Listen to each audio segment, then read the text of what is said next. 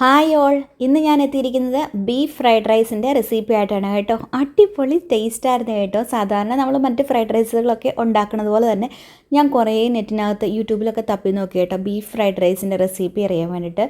ഇത് വളരെ കുറവേ ഉണ്ടായിരുന്നുള്ളത്, പക്ഷേ ഈ രീതിയിലും അല്ലാതാണ് ഉണ്ടാക്കിയിരിക്കുന്നത്. അപ്പം ഈ രീതിയിൽ ഉണ്ടാക്കുകയാണെന്നുണ്ടെങ്കിൽ ഒരുപാട് എല്ലാവർക്കും അങ്ങ് ഇഷ്ടപ്പെടും കേട്ടോ. അപ്പോൾ പിന്നെ നമ്മൾ ഉണ്ടാക്കും. എന്തായാലും നന്നായിരുന്നു. അപ്പം ഇത് എങ്ങനെയാണ് ഉണ്ടാക്കണേ നമുക്ക് നോക്കാം. ഇതുണ്ടാക്കാനായിട്ട് ഞാൻ 180 ml ഗ്ലാസ്സിൽ 2 ഗ്ലാസ് ബാസ്മതി റൈസ് എടുത്തിട്ടുണ്ട് കേട്ടോ. ഇനി ഇതിനെ നല്ല വൃത്തിയായിട്ടൊന്ന് കഴുകി വാരി കൊണ്ടുവരാം. കഴുകി വൃത്തിയാക്കി കൊണ്ടുവന്നിട്ടുണ്ട്. ഇനി എന്താ ചെയ്യേണ്ടതെന്ന് വെച്ച് കഴിഞ്ഞാൽ ഈ അരി ഒന്ന് ചെറുതായിട്ടൊന്ന് കുതിർക്കാനായിട്ട് വെക്കണം. അപ്പോൾ അതിന് വേണ്ടിയിട്ട് ഇത് നല്ലപോലെ മുങ്ങിക്കിടക്കത്തക്ക രീതിയിൽ വെള്ളം ഒഴിച്ച് മൂടി കൂടിപ്പോയാൽ ഒരു അരമണിക്കൂർ, കുറഞ്ഞു കഴിഞ്ഞിട്ടുണ്ടെങ്കിൽ ഒരു 20 മിനിറ്റ്, 20നും 30നും ഇടയ്ക്ക് മിനിറ്റ് നേരത്തേനെ മാറ്റി വെക്കുക. ഒരു 30 മിനിറ്റ് ആകാറായപ്പോഴേക്കും ഉണ്ടല്ലോ, ഇത് വേവിക്കാൻ വേണ്ടിയിട്ട് ഞാനൊരു കടായി അടുപ്പത്ത് വെച്ചിട്ടുണ്ട്. അപ്പോൾ അതിലേക്ക് അരി എടുത്തതിൻ്റെ ഇരട്ടി വെള്ളം ഒഴിച്ച് കൊടുക്കുകയാണ്. അതായത് ഞാൻ 180 ml ഗ്ലാസ്സിൽ 2 ഗ്ലാസ്സാണ് അരി എടുത്തതെന്ന് പറഞ്ഞില്ലേ. അപ്പം ആ ഗ്ലാസ്സിന് 4 ഗ്ലാസ് വെള്ളം ഒഴിച്ച് കൊടുത്തിട്ട് ഇത് ഹൈ ഫ്ലെയിമിലിട്ട് തിളപ്പിക്കാനായിട്ട് വെച്ചിട്ടുണ്ട്. ഇത് നല്ലതുപോലെ തിളച്ച് തുടങ്ങുമ്പം ഈ അരിയിലെ വെള്ളമൊക്കെ ഊറ്റി മാറ്റിയിട്ട് അരി ഇതിനകത്തോട്ട് ചേർത്ത് കൊടുക്കുക. അരി ചേർക്കുന്നതിന് മുമ്പ് ഞാൻ 1 ടീസ്പൂൺ ഉപ്പ് ഇതിലേക്ക് ചേർത്ത് കൊടുത്തിട്ടുണ്ട്. വെള്ളം തിളപ്പിക്കാൻ വെക്കുമ്പോൾ സാധാരണ എല്ലാവരും ഉപ്പും എണ്ണയും ചേർത്ത് കൊടുക്കാറുണ്ട്. ഞാൻ എണ്ണ ചേർക്കുന്നില്ല, ഉപ്പ് മാത്രമേ ചേർത്തിട്ടുള്ളൂ. അപ്പം ഞാൻ സാധാരണ എല്ലാവരും ഫ്രൈഡ് റൈസ് ഉണ്ടാക്കുമ്പം അരി വേവിക്കുന്ന രീതിയിലല്ല ഞാൻ വേവിക്കുന്നത്. അത് ഞാൻ എങ്ങനെയാണെന്ന് കാണിച്ചു തരാം കേട്ടോ. ഇതിപ്പം ഞാൻ അരി വേവിക്കുന്നത് നമ്മൾ നെയ്ച്ചോറൊക്കെ ഉണ്ടാക്കാൻ വേണ്ടിയിട്ട് അരി എടുക്കുന്നതിൻ്റെ ഡബിൾ വെള്ളം എടുത്തിട്ട് തിളപ്പിച്ചിട്ട് അതിനകത്തോട്ടിട്ട് വെള്ളം വറ്റിച്ചെടുക്കുമല്ലോ, ആ ഒരു രീതിയിലാണ് ചെയ്യുന്നത്. സാധാരണ എല്ലാവരും ഫ്രൈഡ് റൈസ് ഉണ്ടാക്കാൻ നേരത്ത് അരി കൂടുതൽ വെള്ളം എടുത്തിട്ട് അതിനകത്ത് ഒന്ന് തിളച്ച് ചോറ് ശരിക്കും 100% വേവണതിന് മുമ്പേ ഒരു 70-80% വേവാകുമ്പോഴേക്കും ചോറ് വാർത്ത് വെക്കുകയാണ് ചെയ്യുന്നത്. പക്ഷെ ഞാൻ അങ്ങനെയല്ല ഉണ്ടാക്കുന്നത് കേട്ടോ. അപ്പോൾ പലർക്കും സംശയം ഉണ്ടാകും, ഈ ഒരു രീതിയിൽ ഉണ്ടാക്കിയിട്ടുണ്ടെങ്കിൽ ചോറ് കുഴഞ്ഞു പോകത്തില്ലെന്ന്. അപ്പോൾ ചോറ് കുഴഞ്ഞു പോകാതെ എങ്ങനെയാണ് ഉണ്ടാക്കണമെന്ന് ഞാൻ കാണിച്ചു തരാം. നിങ്ങൾ ഈ വീഡിയോയുടെ തുടക്കത്തിൽ ഫ്രൈഡ് റൈസ് ഇരിക്കണ കണ്ടല്ലോ, അപ്പോൾ അത് തന്നെ മനസ്സിലാവില്ല. സാധാരണ ഫ്രൈഡ് റൈസ് പോലെ തന്നെ ചോറെല്ലാം വിട്ടിരിക്കുന്നത്. അപ്പോൾ അതുപോലെ എങ്ങനെയാണ് ഉണ്ടാക്കിയെടുക്കുന്നതെന്ന് കാണിച്ചു തരാം. അപ്പോൾ അത് ഞാൻ ഈ വെള്ളം തിളച്ചപ്പം അതിനകത്തോട്ട് 1 ടീസ്പൂൺ ഉപ്പ് ചേർത്ത് കൊടുത്തു. പിന്നെ കുതിർക്കാനായിട്ട് വെച്ചിരുന്ന അരിയുടെ വെള്ളം മാറ്റി കളഞ്ഞിട്ട് അരി ഇതിലേക്ക് ചേർത്ത് കൊടുത്തിട്ട് തീയൊന്ന് ഹൈ ഫ്ലെയിമിലിട്ടിട്ടുണ്ട് ഒന്ന് തിളയ്ക്കാനായിട്ട്. കാരണം ഈ തിളച്ച വെള്ളത്തിലേക്ക് ചൂടില്ലാത്ത ഈ അരി അങ്ങ് ഇട്ട് കൊടുക്കുമ്പോഴേക്കും തിളപ്പ് പെട്ടെന്ന് അങ്ങ് നിൽക്കുമല്ലോ. അപ്പോൾ ഇത് പിന്നെ നല്ലതുപോലെ ഒന്ന് തിളച്ച് തുടങ്ങി കഴിയുമ്പോഴുണ്ടല്ലോ ലോ ഫ്ലെയിമിലിട്ടേക്കാം. ഞാനിത് മൂടി വെച്ചിട്ടുണ്ട്. അങ്ങനെ ലോ ഫ്ലെയിമിലിട്ട് വെള്ളം നല്ലതുപോലെ വറ്റിച്ചെടുക്കണം.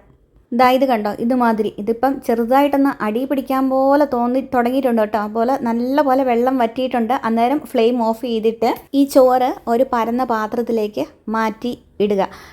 ഈ പാത്രത്തിൽ തന്നെ വെച്ച് കഴിഞ്ഞിട്ടുണ്ടെങ്കിൽ ഇത് ശരിക്കും അങ്ങ് തണുത്ത് കിട്ടുകയല്ല. നമ്മൾ ഉണ്ടാക്കിയ പാത്രത്തിൽ തന്നെ വെച്ചിട്ടുണ്ടെങ്കിലേ ഇത് നല്ലതുപോലെ ഇനിയൊന്ന് തണുത്ത് കിട്ടണം. ഇനിയിപ്പം നല്ലപോലെ വെന്തിട്ടുണ്ട് ചോറ്, കണ്ടില്ലേ. ഇതിൻ്റെ ഈ പാത്രത്തിൻ്റെ അടിയിൽ ഇച്ചിരി ഒട്ടിപ്പിടിച്ചിരിപ്പുണ്ടായിരുന്നു കേട്ടോ, അടി പിടിച്ച് തുടങ്ങുന്നുണ്ടായിരുന്നു. അപ്പോൾ അത് ഞാനൊന്ന് വടിച്ചിടാൻ വേണ്ടി നോക്കി, പക്ഷേ പറ്റുന്നില്ല. അപ്പം ഈ പരന്ന പാത്രത്തിലേക്ക് ഇട്ട ചോറ് ഒന്ന് നിരത്തി കൊടുക്കുക. എന്നിട്ട് ഇതൊരു ഫാനിൻ്റെ അടിയിൽ വെച്ചിട്ട് നല്ലതുപോലെ തണുപ്പിച്ചെടുക്കണം കേട്ടോ. ഇനിയിപ്പം നേരത്തെ ഉണ്ടാക്കി വെച്ചിരുന്ന ചോറൊക്കെ ആണെന്നുണ്ടെങ്കിലും കുഴപ്പമില്ല. ഇനിയിപ്പോൾ ഫ്രിഡ്ജിനകത്തൊക്കെ വെച്ചിട്ട് കുറച്ചൊന്ന് തണുത്ത് കഴിയുമ്പോൾ ഫ്രിഡ്ജിനകത്ത് വെച്ചിട്ട് നല്ലതുപോലെ തണുപ്പിക്കുവാണെങ്കിലും അത്രയും നല്ലത് കേട്ടോ. അപ്പോൾ ഞാനിതാണ്ട് ഈ ചോറ് തണുക്കാൻ വെച്ചിട്ട് ഇതിന് വേണ്ടിയിട്ടുള്ള പച്ചക്കറികളൊക്കെ ഒന്ന് അരിഞ്ഞെടുത്തു. പിന്നെ താണ്ട് ഒരു ചെറിയ പാന് സ്റ്റൗവിൽ വെച്ചിട്ട് പാൻ ചൂടായി കഴിഞ്ഞപ്പം ഒരിത്തിരി എണ്ണ ഒഴിച്ചു കൊടുത്തു. എന്നിട്ട് ഒരു 3 മുട്ടയും കൂടെ പൊട്ടിച്ചൊഴിക്കുന്നുണ്ട് കേട്ടോ. ഈ മുട്ട നമുക്കൊന്ന് ചിക്കിയെടുക്കണം. മുട്ട ചേർക്കണമെന്ന് നിർബന്ധമൊന്നുമില്ല. പക്ഷേ ഈ ഫ്രൈഡ് റൈസിൻ്റെ കൂട്ടത്തിലെ ഈ egg fried rice, chicken fried rice, beef fried rice ഒക്കെ ഉള്ളപ്പോൾ മുട്ട കുറച്ച് കൂടുതലായിട്ട് തന്നെ ചേർത്ത് കഴിഞ്ഞിട്ടുണ്ടെങ്കിൽ അത്രയും ടേസ്റ്റ് കൂടും കേട്ടോ. അപ്പോൾ ഈ മുട്ട ചിക്കണ നേരത്ത് ഉപ്പും കുരുമുളകും ഈ മുട്ട പൊട്ടിച്ചൊഴിക്കണ നേരത്ത് തന്നെ സാധാരണ ആൾക്കാർ ഇടാറുണ്ട്. പക്ഷേ ഞാൻ മുട്ട ചിക്കി വാങ്ങണതിന് തൊട്ട് മുമ്പാണ് കേട്ടോ ഇടുന്നത്. എന്ന് വെച്ച് കഴിഞ്ഞിട്ടുണ്ടെങ്കിൽ ഈ മുട്ട നമ്മൾ ചിക്കാൻ നേരത്തെ ചില കഷ്ണങ്ങളൊക്കെ വലുതായിട്ട് കിടക്കുമല്ലോ. അപ്പോൾ ഈ ഉപ്പും കുരുമുളകും ശരിക്കും അങ്ങ് ഇളകിയില്ലെങ്കിൽ അതിൻ്റെ ഇടയ്ക്കോടേക്ക് ഇരിക്കും. അപ്പോൾ ഈ അവസാനം ഉപ്പും കുരുമുളകും ചേർക്കുവാണെങ്കിൽ എല്ലായിടത്തോടെയും ഉണ്ടല്ലോ നല്ലപോലെ അങ്ങ് പിടിച്ചിരുന്നോളൂ. അപ്പോൾ ഈ മുട്ട ഒരുവിധം ചിക്കി കഴിഞ്ഞപ്പം ഞാനൊരു ഇച്ചിരി, അതായത് ഒരു 1/4 ടീസ്പൂണോളം കുരുമുളക് പൊടിയും 1/4 ടീസ്പൂണോളം ഉപ്പുമാണ് ചേർത്ത് കൊടുത്തത്. കുരുമുളക് പൊടി ഇട്ട വീഡിയോ മാത്രമേ ഞാൻ ഇതിനകത്ത് കണ്ടുള്ളൂ. ഉപ്പിട്ട വീഡിയോ എവിടെ പോയാവോ ഞാൻ കണ്ടില്ല കേട്ടോ. അപ്പോൾ രണ്ടും ഒരുമിച്ച് തന്നെയാണ് ഞാൻ ഇട്ടത്. ഈ കുരുമുളക് പൊടി ഇടുന്നതിന് തൊട്ട് മുമ്പ് ഞാൻ ഉപ്പ് ഇട്ടിട്ടുണ്ടായിരുന്നു. അതിന് വീഡിയോ ഒന്നും കാണുന്നില്ല എവിടെ പോയിന്ന്. അപ്പോൾ ഇത് രണ്ടും ഇട്ടിട്ട് ഞാൻ ഒന്നുകൂടെ നല്ലതുപോലെ ഇളക്കി ഒന്ന് യോജിപ്പിക്കുകയാണ് കേട്ടോ. അങ്ങനെ നല്ലതുപോലെ യോജിപ്പിച്ച് കഴിയുമ്പം ഈ സ്റ്റൗ ഓഫ് ചെയ്ത് ഇതങ്ങ് മാറ്റി വെക്കാം. എന്നിട്ട് നമുക്ക് അടുത്ത പണിയിലേക്ക് കിടക്കാം. ബീഫിൻ്റെ പണിയാണ് കേട്ടോ. ഇത് ബീഫ് ഞാനുണ്ടല്ലോ ഒന്ന് വേവിച്ച് വെച്ച ബീഫാണ്. ഇത് ഞാൻ എങ്ങനെയാണ് സാധാരണ വേവിക്കണത്, അതായത് ബീഫ് നമ്മൾ നുറുക്കി കഴുകി വാരി വെള്ളമൊക്കെ വാർന്ന് കഴിയുമ്പോഴുണ്ടല്ലോ കുറച്ച് ഉപ്പ്, കുരുമുളക് പൊടി, ginger garlic paste, garam masala, meat masala ഇത്രയും ചേർത്ത് ഞാൻ കുക്കറിനകത്ത് ഒരു 5-6 വിസിലടുപ്പിച്ച് ഒന്ന് വേവിച്ച് വെക്കും കേട്ടോ. എന്നിട്ട് അതിനകത്താണ് ഞാൻ ഈ ഫ്രൈഡ് റൈസ് അങ്ങനെ എന്തെങ്കിലുമൊക്കെ ഉണ്ടാക്കണമെങ്കിൽ ഉണ്ടാക്കാൻ വേണ്ടി എടുക്കും. അതുപോലെ ഫ്രൈ ചെയ്യാനോ കറി വെക്കാനോ അങ്ങനെയൊക്കെ എടുക്കുന്നത് കേട്ടോ. അപ്പം നമുക്ക് പിന്നെ അങ്ങനെ വേവിച്ചിട്ട് നല്ലതുപോലെ തണുത്ത് കഴിയുമ്പോൾ ഫ്രിഡ്ജിനകത്തോട്ട് എടുത്ത് വെച്ച് കഴിഞ്ഞിട്ടുണ്ടെങ്കിൽ നമുക്ക് ഇടയ്ക്കിടയ്ക്ക് അങ്ങ് എടുത്തിട്ട് എന്താ ഉണ്ടാക്കേണ്ടതെന്ന് വെച്ചുകൊണ്ട് ഉണ്ടാക്കിയെടുക്കാൻ എളുപ്പമുണ്ടല്ലോ. പിന്നെ ഉണ്ടല്ലോ, ഞാൻ പറഞ്ഞില്ലായിരുന്നോ ഈ ബീഫ് ഫ്രൈഡ് റൈസ് എങ്ങനെ ഉണ്ടാക്കണമെന്ന് ഞാൻ യൂട്യൂബിലൊക്കെ ചില വീഡിയോസൊക്കെ തപ്പി നോക്കിയായിരുന്നു. പക്ഷേ ആരും ഇങ്ങനെ ഈ ഒരു രീതിയിൽ ഉണ്ടാക്കുന്നത് ബീഫ് ഇങ്ങനെ ആക്കിയിട്ട് ഉണ്ടാക്കുന്നതായിട്ട് കണ്ടില്ല. എല്ലാവരും ചെറിയ ചെറിയ കഷ്ണങ്ങളാക്കിയിട്ട് മുറിച്ച് വേവിച്ചിട്ട് ഒന്നുകിൽ ഫ്രൈ ചെയ്ത് അല്ലെങ്കിൽ കുക്കറിനകത്തൊക്കെ ഇട്ട് വേവിച്ചിട്ടൊക്കെയാണ് ചെയ്തത്. അപ്പോൾ ഈ രീതിയിൽ ഉണ്ടാക്കുകയാണെങ്കിൽ കുറച്ചുകൂടി ടേസ്റ്റി ആയിരിക്കും. പിള്ളേർക്കും എല്ലാവർക്കും നമുക്കാണെന്നുണ്ടെങ്കിലും ഭയങ്കര ഇഷ്ടം തോന്നും. സാധാരണ കഷ്ണങ്ങളൊക്കെ ആയിട്ട് ഇടുമ്പം നമ്മൾ സാധാരണ എന്താ പറയുക ഫ്രൈ ഒക്കെ കൂട്ടുന്ന പോലെ തോന്നുള്ളൂ. പക്ഷേ ഇതൊരു വെറൈറ്റി രീതിയാണ് കേട്ടോ. അപ്പോൾ ഇത് ഞാൻ എന്താ ചെയ്തതെന്ന് വെച്ച് കഴിഞ്ഞിട്ടുണ്ടെങ്കിൽ, ഞാൻ പറഞ്ഞില്ലേ വേവിച്ച ബീഫാണെന്ന്, അതങ്ങനെ വേവിക്കണമെന്നുള്ള വീഡിയോ ഞാൻ നേരത്തെ ഇട്ടിട്ടുണ്ട്. അപ്പോൾ അതിൻ്റെ ലിങ്ക് ഞാൻ ഡിസ്ക്രിപ്ഷൻ ബോക്സിൽ ഇട്ടേക്കാം. അപ്പോൾ അത് വേവിച്ച ബീഫ് ഞാൻ കുറച്ച് എടുത്തിട്ട് മിക്സിയുടെ ചെറിയ ജാറിലിട്ട് ഒന്ന് കറക്കിയെടുത്ത് കേട്ടോ. അതായത് ഞാൻ എടുത്ത ബീഫിൻ്റെ അളവെന്ന് പറഞ്ഞു കഴിഞ്ഞിട്ടുണ്ടെങ്കിൽ ഏകദേശം ഒരു 250 ml കപ്പിൽ ഒരു 2 കപ്പിനടുത്ത് കാണുമായിരിക്കും കേട്ടോ. അപ്പോൾ അത്രയും എടുത്തിട്ട് മിക്സിയുടെ ജാറിലിട്ടിട്ട് വേറെ ഒന്നും ചേർക്കണ്ട, വെള്ളമൊന്നും ഒട്ടും ചേർക്കരുത് കേട്ടോ. ഈ വെള്ളം നമുക്ക് ഉള്ള വെള്ളം തന്നെ നമുക്ക് വറ്റിച്ചെടുക്കണം. അപ്പോൾ ഒന്ന് മിക്സിയുടെ ജാറിലിട്ടിട്ട് നല്ലപോലെ ഒന്ന് കറക്കിയെടുത്ത് കഴിയുമ്പം ഈ ബീഫൊക്കെ നല്ലതുപോലെ പൊടിഞ്ഞ് കിട്ടും നമുക്ക്. അങ്ങനെ അടിച്ചെടുക്കുമ്പോഴുണ്ടല്ലോ ഒരുപാട് നേരത്തെ അടിച്ചെടുക്കരുത്, അന്നേരം ഇങ്ങനെ കുഴഞ്ഞ് കട്ട പോലെ ആയി പോകും കേട്ടോ. ഒരു 3-4 കറക്ക് ഇങ്ങനെ കിറന്നടിച്ച് ഒന്ന് ഒരു 30 സെക്കൻഡ് നേരത്തേനൊക്കെ ഒന്ന് കറക്കിയാൽ മതിയാകും. അതിൽ കൂടുതലൊന്നും കറക്കണ്ട കേട്ടോ. അപ്പോൾ അതേണ്ടേ അതിനുശേഷം ഞാൻ ഒരു വലിയ നല്ലപോലെ ഇളക്കിയെടുക്കാൻ പാകത്തിനുള്ള വലിയ ഈ പരന്ന ഒരു പാത്രം അടുപ്പത്ത് വെച്ചിട്ടുണ്ട്. അതിനകത്തോട്ട് കുറച്ച് എണ്ണ ഒഴിച്ച് കൊടുത്തിട്ടുണ്ട്. സൺഫ്ലവർ ഓയിലാണ് ഞാൻ ഉപയോഗിച്ചിരിക്കുന്നത്. എന്താ പറയുക, നമ്മുടെ ഫ്രൈഡ് റൈസ് ഉണ്ടാക്കുമ്പോൾ വെളിച്ചെണ്ണ ഒരു ടേസ്റ്റ് ഉണ്ടാകത്തില്ല കേട്ടോ. വേറെ ഏതെങ്കിലും നമ്മുടെ സൺഫ്ലവർ ഓയിൽ അങ്ങനത്തെ എന്തെങ്കിലും എണ്ണകൾ ഉപയോഗിക്കുന്നതായിരിക്കും നല്ലത്. ഒരു 2 ടേബിൾ സ്പൂണോളം എണ്ണ ഒഴിച്ചിട്ടുണ്ടാവും. എന്നിട്ട് പിന്നെ ഒരു 10-15 അല്ലി വെളുത്തുള്ളി ചെറുതായിട്ട് അരിഞ്ഞതും, പിന്നെ 1 ഇഞ്ചോളം നീളത്തിൽ വരുന്ന ഒരു കഷ്ണം ഇഞ്ചി പൊടിയായിട്ട് അരിഞ്ഞത് ഞാൻ ചേർത്ത് കൊടുത്തു. പിന്നെ ഒരു ചെറിയ സവോള കുനുകുനാന്ന് അരിഞ്ഞതും കൂടി ചേർത്ത് കൊടുത്തിട്ട് ഒരു മിനിറ്റ് തന്നെ ഒന്ന് വഴറ്റി കൊടുക്കാം കേട്ടോ. സവോള അങ്ങനെ വഴന്ന് വരേണ്ട കാര്യമൊന്നുമില്ല. ഇതിനകത്തോട്ട് നമുക്ക് ബീഫിട്ട് വഴറ്റി എടുക്കാനുള്ളതാണ്. അന്നേരം സവോളയും ഇഞ്ചിയും വെളുത്തുള്ളിയും ഒക്കെ നല്ലതുപോലെ അങ്ങ് വഴന്നോളൂ.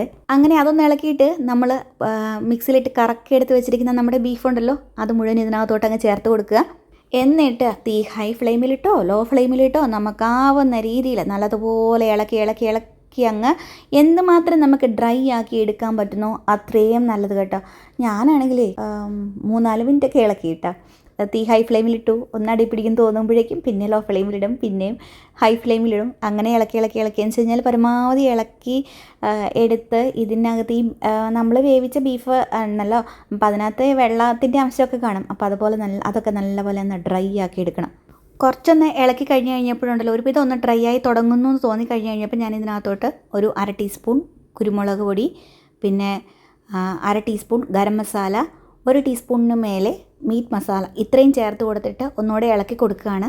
ഇത് കണ്ടു കഴിയുമ്പം ചില ആൾക്കാർക്കെങ്കിലും ഒരു സംശയം തോന്നും, നമ്മളുടെ ഫ്രൈഡ് റൈസിന് ഇങ്ങനത്തെ മസാലകളൊന്നും വേണ്ടല്ലോ എന്ന്. പക്ഷേ ഇത് ബീഫായി കഴിയുമ്പോഴുണ്ടല്ലോ ബീഫിൻ്റെ ആ ഒരു എന്ന് വെച്ച് കഴിഞ്ഞാൽ ഇച്ചിരി മസാലയൊക്കെ ചേർത്താണ് വേവിച്ചിരിക്കുന്നത്. എന്തായാലും ഈ ബീഫ് ഇങ്ങനെ നമ്മൾ ഇളക്കി ഒന്ന് ഫ്രൈ പോലെ ആക്കുമ്പോഴുണ്ടല്ലോ അതിനകത്തൊരു ഇത്തിരി മസാല ചേർത്ത് കഴിഞ്ഞിട്ടുണ്ടെങ്കിൽ ആ ഒരു ടേസ്റ്റ് വരുള്ളൂ.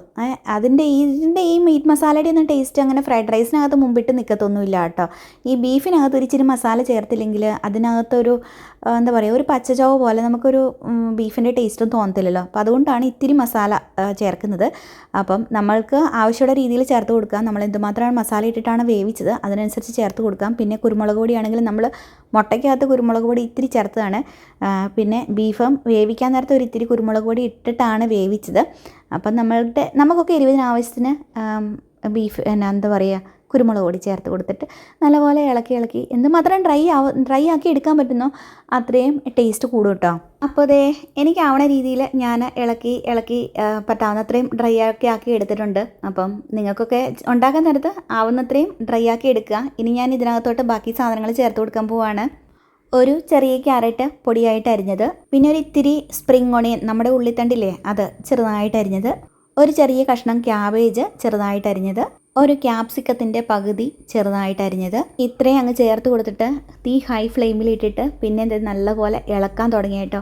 അപ്പോഴാണ് ഞാൻ ഓർത്തത് അയ്യോ ബീൻസ് ചേർത്തില്ലല്ലോ എന്ന് വെച്ച് കഴിഞ്ഞാൽ ഇതുണ്ടാക്കാൻ വേണ്ടിയിട്ട് ഞാൻ ബീൻസ് മേടിച്ച് വെച്ചതായിരുന്നു. പക്ഷേ ഞാൻ ബീൻസ് മാത്രം അരിഞ്ഞെടുക്കാൻ മറന്നുപോയി.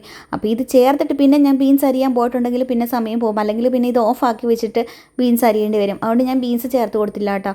അപ്പോൾ നിങ്ങൾ ഉണ്ടാക്കുമ്പോഴേ ആ ബീൻസിൻ്റെ കാര്യം മറക്കരുത് കേട്ടോ, ബീൻസ് മിസ്സായിപ്പോയി. സാധാരണ ഈ ചൈനീസ് ഐറ്റമൊക്കെ ഉണ്ടാക്കുമ്പോഴേ തീ ഹൈ ഫ്ലെയിമിലിട്ട് ചകചകാന്ന് പറഞ്ഞിട്ട് പെട്ടെന്ന് ഉണ്ടാക്കുകയൊക്കെയാണ് ചെയ്യുന്നതെന്ന് പറയാറുള്ളത്. പക്ഷെ ഞാൻ എല്ലാ കാര്യങ്ങളും കുറച്ച് സ്ലോ ആയതുകൊണ്ട് ഇടയ്ക്കൊക്കെ തീയൊക്കെ ഒന്ന് ലോ ഫ്ലെയിമിലൊക്കെ ഇട്ടിട്ടൊക്കെ ഒന്ന് ഇളക്കും കേട്ടോ. അപ്പോൾ അതാണ്ട് ഈ പച്ചക്കറി ഇട്ടിട്ട് ഒരുപാട് നേരം ഇളക്കേണ്ട കാര്യമൊന്നുമില്ല, ഒരു 1-2 മിനിറ്റൊക്കെ ഇളക്കിയാൽ മതിയാകും തീ ഹൈ ഫ്ലെയിമിൽ ഇട്ടിട്ട്. എന്താ വെച്ച് കഴിഞ്ഞാൽ ഈ പച്ചക്കറി വെന്ത് വരേണ്ട ആവശ്യമൊന്നുമില്ലല്ലോ. അപ്പോൾ ഇതൊന്ന് ഇളക്കിയിട്ട് അതായത് നമ്മൾ നേരത്തെ റെഡിയാക്കി വെച്ചിരുന്ന മുട്ട ചിക്കിയതുണ്ടല്ലോ അതും കൂടി ഇതിനകത്തോട്ട് ചേർത്ത് കൊടുക്കാം. എന്നിട്ട് ഇതെല്ലാം കൂടെ നല്ലതുപോലെ അങ്ങ് ഇളക്കി കൊടുക്കാം. ഞാൻ ഈ 2 മിനിറ്റ് എന്ന് പറയുന്നത് പച്ചക്കറി ചേർത്തിട്ട് ഇളക്കുന്നതും മുട്ട ചേർത്തിട്ട് ഇളക്കുന്നതും എല്ലാം കൂടെ കൂടിയിട്ട് ഒരു 2 മിനിറ്റ് ഇളക്കിയാൽ മതി കേട്ടോ. എന്ന് വെച്ച് കഴിഞ്ഞാൽ പച്ചക്കറി ചെറുതായിട്ടൊന്ന് കടിക്കാൻ കിട്ടണം, അതാണ് ഒരു ടേസ്റ്റ് ഫ്രൈഡ് റൈസിന് അല്ലേ. പിന്നെ മുട്ടയും എന്തായാലും നമ്മൾ വേവിച്ച് വെച്ചിരിക്കുന്നതാണ്, ബീഫും റെഡിയാണ്. അപ്പോൾ ഇതെല്ലാം കൂടെ കൂടി ഒരു 2 മിനിറ്റ് നേരത്തേന് ഒന്ന് ഇളക്കി കൊടുക്കാം, അത്ര മതി. അതിനുശേഷം നമ്മുടെ ഫ്രൈഡ് റൈസിൻ്റെ മെയിൻ താരം നമ്മൾ നേരത്തെ തണുക്കാനായിട്ട് മാറ്റി വെച്ചിരുന്ന റൈസ് ഉണ്ടല്ലോ അത് ഇതിനകത്തോട്ട് അങ്ങ് ചേർത്ത് കൊടുക്കുക. അത് ഫാനിൻ്റെ അടിയിൽ മാറ്റി വെച്ചിരിക്കുകയായിരുന്നു നല്ല പരന്ന പാത്രത്തിലിട്ടിട്ട്. അതുകൊണ്ട് ഇത് നല്ലതുപോലെ തണുത്തതാണ്ട് കട്ടായി തുടങ്ങിയിട്ടാ. ഇത് ഇനി ചേർത്ത് കൊടുത്തിട്ട് അങ്ങ് സൂക്ഷിച്ച് അങ്ങ് ഇളക്കിക്കൊള്ളുക. അതായത് ചോറ് ഉടഞ്ഞു പോകാതിരിക്കാൻ വേണ്ടിയിട്ട് സൂക്ഷിച്ച് വേണം ഇളക്കാൻ വേണ്ടിയിട്ട്. അതായത് കുത്തി ഇളക്കാതിരുന്നാൽ മതി. ഞാനിതാണ്ട് പരത്തി ഇങ്ങനെ ഉടച്ചെടുക്കുന്നത് കണ്ടില്ലേ. ഞാൻ ഈ ഇളക്കുന്ന ഈ രീതിയിൽ ഇളക്കി കഴിയുമ്പോൾ ചോറ് ഉടഞ്ഞു പോകത്തില്ല. നല്ലതുപോലെ അങ്ങ് തണുത്ത് കട്ടയെ തുടങ്ങിയ ഈ ചോറ് അങ്ങനെ പെട്ടെന്ന് അങ്ങ് ഉടഞ്ഞു പോവുകയില്ല. അത് ഉടയണമെന്നുണ്ടെങ്കിൽ നമ്മൾ കുത്തിയൊക്കെ ഇളക്കണം. അപ്പോൾ ഇതുപോലെ ഒരു ഇങ്ങനെ പരന്ന തവി ചട്ടുക അങ്ങനെ എന്തെങ്കിലുമൊക്കെ ഉണ്ടെങ്കിൽ അത് വെച്ചിട്ട് അതാണ്ട് ഇതുമാതിരി അങ്ങ് ഇളക്കി കൊടുത്താൽ മതി. അപ്പോൾ ചെറുതായിട്ടൊന്ന് ഇളക്കി കഴിഞ്ഞപ്പോൾ ഞാൻ ഇതിനകത്തോട്ട് സോസ് ചേർത്ത് കൊടുക്കുകയാണ്. ഞാൻ ചേർത്തിരിക്കുന്നത് 2 ടേബിൾ സ്പൂൺ സോയാ സോസും 2 ടേബിൾ സ്പൂൺ ചില്ലി സോസുമാണ്. അപ്പോൾ സാധാരണ ആൾക്കാരുണ്ടല്ലോ ഈ പച്ചക്കറി അന്ന് ഇളക്കി കഴിയുമ്പം അതിൻ്റെ കൂട്ടത്തിൽ തന്നെ ഈ സോസും കൂടി ഇട്ടിട്ട് ഒന്ന് ഇളക്കിയിട്ട് പിന്നെയാണ് റൈസ് ഇടുന്നത്. അത് നമുക്ക് എങ്ങനെ വേണമെങ്കിലും ചെയ്യാം കേട്ടോ. ഞാൻ റൈസ് മുഴുവനായിട്ട് ഇളക്കി നിന്ന് ചെറുതായിട്ടൊന്ന് യോജിപ്പിച്ച് വെച്ചേ ഉണ്ടായിരുന്നുള്ളൂ പച്ചക്കറിയുടെയും ഒക്കെ ബീഫിൻ്റെ ഒക്കെ കൂട്ടത്തിൽ. എന്നിട്ട് പിന്നെ ഞാൻ സോസ് ഇട്ട് എന്നിട്ട് അത് നല്ലതുപോലെ ഇളക്കി കൊടുക്കാം. സത്യം പറഞ്ഞു കഴിഞ്ഞാൽ ഞാൻ ഈ പച്ചക്കറിയുടെ കൂട്ടത്തിൽ സോസ് ചേർക്കാൻ മറന്നുപോയതാണ് കേട്ടോ. അപ്പോൾ റൈസ് ഇട്ടിട്ട് ഒന്ന് ഇളക്കി തുടങ്ങിയപ്പോഴാണ് സോസിൻ്റെ കാര്യം ഓർത്ത് അയ്യോ സോസ് ചേർത്തില്ലല്ലോ, അതല്ലേ മെയിനായിട്ട് വേണ്ടത് നമ്മുടെ ഫ്രൈഡ് റൈസിന്. അപ്പോൾ അങ്ങനെ സോസും കൂടെ ചേർത്തിട്ട് അങ്ങ് നല്ലതുപോലെ നമുക്ക് ഇളക്കി യോജിപ്പിക്കുക. ചില്ലി സോസ് ചേർക്കുമ്പം ഓർക്കുക നമ്മൾ നേരത്തെ കുരുമുളക് പൊടി ഇട്ടതാണ്. അപ്പം സോസ് എന്തായാലും ചേർക്കണം, ചില്ലി സോസും സോയാ സോസും ചേർക്കണം, എന്നാലേ അതിൻ്റെ ആ ഫ്രൈഡ് റൈസിൻ്റെ ആ ഒരു ടേസ്റ്റ് അങ്ങ് കിട്ടുള്ളൂ. പിന്നെ ഇത് ഇളക്കി യോജിപ്പിച്ച് സ്റ്റവ് ഓഫ് ചെയ്യുന്നതിന് മുമ്പേ ഒന്നുകൂടെ ഒന്ന് നോക്കുക, ഉപ്പൊക്കെ ഒന്ന് ടേസ്റ്റ് ചെയ്ത് നോക്കണം. കുറവാണെന്ന് തോന്നുവാണെന്നുണ്ടെങ്കിൽ ഒന്നുകൂടെ ചേർത്ത് കൊടുക്കാം. ഞാനിവിടെ ബീഫ് ഉപ്പിട്ടിട്ട് വേവിച്ചതാണ്. പിന്നെ എന്താ പറയുക, മുട്ടയ്ക്കകത്ത് ഉപ്പിട്ടുണ്ടായിരുന്നു, റൈസ് ഉപ്പിട്ടിട്ട് വേവിച്ചതാണ്. അപ്പോൾ അതുകൊണ്ട് പിന്നെ എല്ലാം പാകമായിരുന്നു, പിന്നെ ഉപ്പിടേണ്ട ആവശ്യമൊന്നും വന്നില്ല. അപ്പോൾ എല്ലാവരും ഉണ്ടാക്കണ നേരത്തൊന്ന് ഉപ്പൊക്കെ ഒന്ന് ടേസ്റ്റ് ചെയ്ത് നോക്കണം. കുറവാണെന്ന് തോന്നുവാണെങ്കിൽ ഒന്ന് ചേർത്ത് കൊടുക്കുക. അങ്ങനെ നമ്മളുടെ ഫ്രൈഡ് റൈസ് റെഡിയായി സെർവ് ചെയ്യാനായി. സൂപ്പർ ടേസ്റ്റായിരുന്നു കേട്ടോ. ഞാൻ ആദ്യമായിട്ടാണ് ഫ്രൈഡ് റൈസ് ഇങ്ങനെ ബീഫ് വെച്ചിട്ട് ഉണ്ടാക്കുന്നത്. ചുമ്മാ മനസ്സിൽ ബീഫ് വാങ്ങിച്ച് കഴിഞ്ഞപ്പോൾ ഒരു ഐഡിയ തോന്നിയതാണ്, ബീഫ് ഫ്രൈഡ് റൈസ് ഉണ്ടാക്കി നോക്കിയാലോ എന്ന് ഓർത്ത്. അങ്ങനെ നോക്കിയാണ് ഞാൻ യൂട്യൂബിലൊക്കെ നോക്കി കഴിഞ്ഞപ്പോൾ ഈ ഒരു രീതിയിൽ ആരും ഉണ്ടാക്കിയത് കണ്ടിട്ടില്ല. ചുമ്മാ കഷ്ണങ്ങളാക്കി മുറിച്ച് ബീഫ് വേവിച്ചിട്ട് ഉണ്ടാക്കിയതേ കണ്ടിട്ടുള്ളൂ. അപ്പോൾ അതാണ്ട് ഇതൊരു വെറൈറ്റി രീതിയാണ്. അപ്പം എല്ലാവരും ഇതുപോലെ ഉണ്ടാക്കി നോക്കുക. ബീഫ് കഴിക്കുന്ന ആൾക്കാരെല്ലാവരും നിർബന്ധമായിട്ട് ഇത് ഉണ്ടാക്കി നോക്കണമെന്ന് തന്നെയാണ് എൻ്റെ അഭിപ്രായം. എന്ന് വെച്ച് കഴിഞ്ഞാൽ അടിപൊളി ടേസ്റ്റാണ് കേട്ടോ. എല്ലാവർക്കും നല്ലതുപോലെ അങ്ങ് ഇഷ്ടപ്പെടും. പിന്നെയും നമ്മൾ ബീഫ് മേടിക്കുമ്പോൾ എന്തായാലും ഉണ്ടാക്കി നോക്കും കേട്ടോ. പിന്നെയും കുട്ടികൾക്കാണെങ്കിലും ഒരുപാട് അങ്ങ് ഇഷ്ടപ്പെടും. അപ്പോൾ എല്ലാവരും ഉണ്ടാക്കി നോക്കുക. എന്നിട്ട് നിങ്ങളുടെ അഭിപ്രായങ്ങളൊക്കെ ഒന്ന് കമൻറ്റ് ബോക്സിൽ ഇടണം. ലൈക്ക് ചെയ്യുക, ഹൈപ്പ് ചെയ്യുക. നിങ്ങൾ അറിയുന്ന ആൾക്കാർക്കൊക്കെ ഒന്ന് ഷെയർ ചെയ്യുക കൂടി ചെയ്തേക്കണം കേട്ടോ. അപ്പോൾ ഇന്നത്തെ വീഡിയോ ഞാനിവിടെ വൈൻഡപ്പ് ചെയ്യുകയാണ്. ഉടനെ തന്നെ മറ്റൊരു വീഡിയോയുമായിട്ട് കാണാം. എല്ലാവർക്കും ബൈ, ടേക്ക് കെയർ.